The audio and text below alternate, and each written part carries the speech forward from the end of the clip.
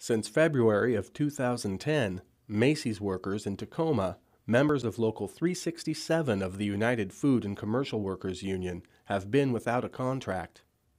And though membership approved a strike authorization, workers have not walked off the job. Instead, they've engaged in a work and walk campaign.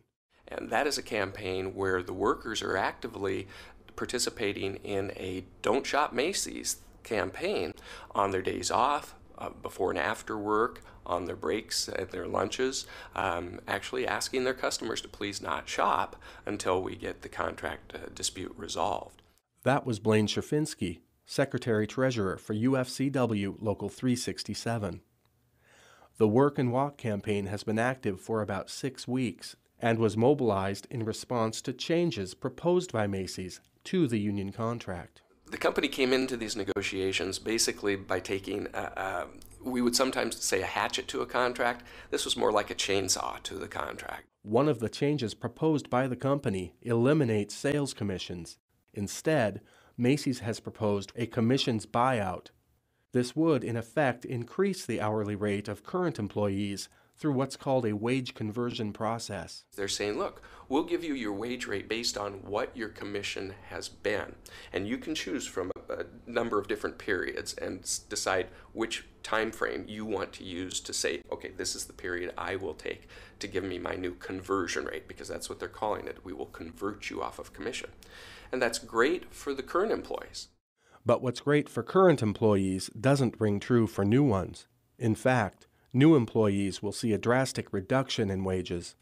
Macy's is offering what amounts to a minimum wage contract, says Scherfinski. The starting wage for new employees would be $8.65 an hour. This, in fairness, is 10 cents more than Washington State's minimum wage. But Scherfinski adds that tied to the cost of living, Washington State's minimum wage will catch up to the company's proposed rates within 3 years, given an inflation rate of 2 or 3%. Moreover, some worry this two-tiered wage system could come back to haunt them. That also, from our members' perspective, puts a big target on their back.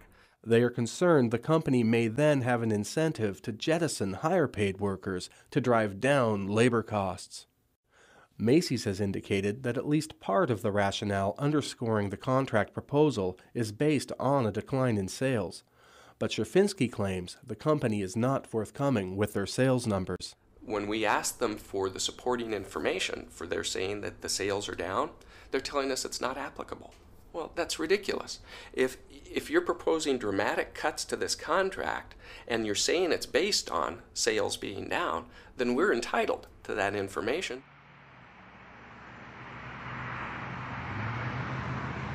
Long lines of cars and trucks pass through the intersection at 38th and Steele in Tacoma.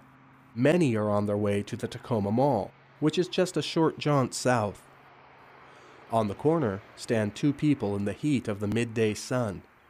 Each holds in one hand an umbrella for shade, and in the other ends of a large banner whose words implore mallgoers to boycott Macy's.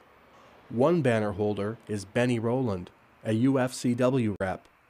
He believes recent economic reports are not consistent with the rationale used by Macy's to justify the lean contract.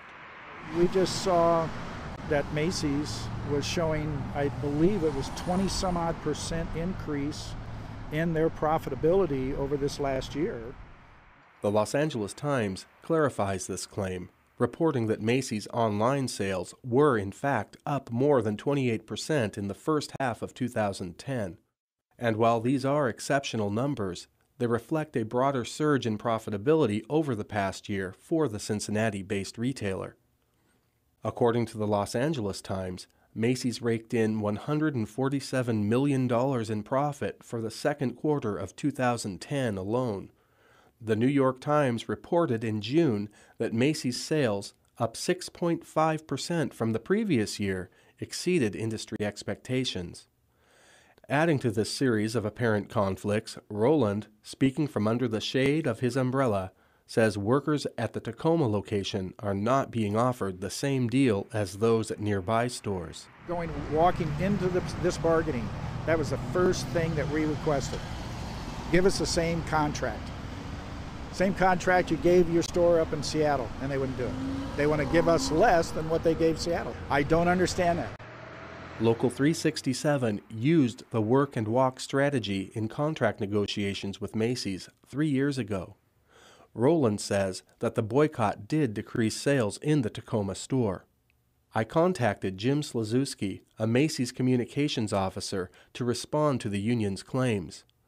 Beyond stating that Macy's had been negotiating in good faith, he was not willing to discuss any specific questions about the dispute.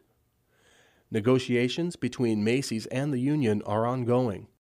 Though the work and walk strategy used 3 years ago was, according to Sherfinsky, a key to winning a successor contract for the membership, it did take over a year for Macy's and the union to reach an agreement.